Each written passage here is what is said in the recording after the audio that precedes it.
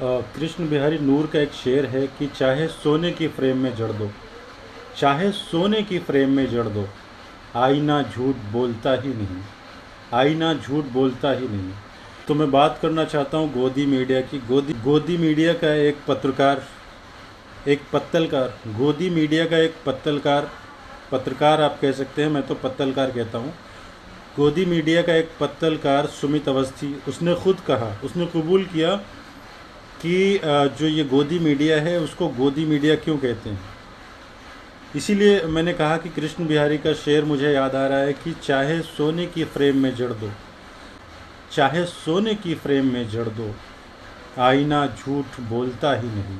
तो जो ये आईना है, जो सच का आईना है, ये झूठ नहीं बोलता।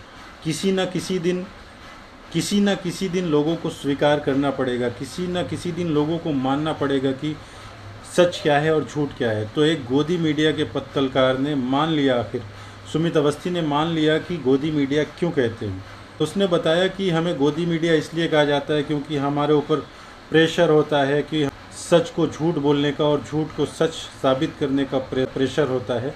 उसी प्रेशर के चलते वो लोग अगर चाहते भी हैं तो सच नहीं बता सकते, क्योंकि जो एक एजेंडा चलाया जाता है उसके तहत ही उन्हें बात करनी होती है। क्योंकि बीजेपी का प्रचार करना पड़ता है, बीजेपी को सही दिखाना पड़ता है, बीजेपी की सारी बातों को, उसके प्रशासनिक कार्रवाइयों को सही दिखाना होता है। इसलिए वो दबाव में होते हैं और झूठ बोलना पड़ता है उन्हें।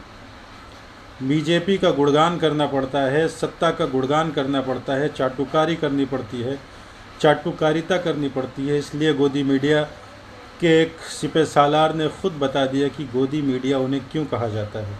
तो सच्चाई धीरे धीरे सामने आती रहेगी और लोग मानते रहेंगे कि सच क्या था और झूठ क्या है।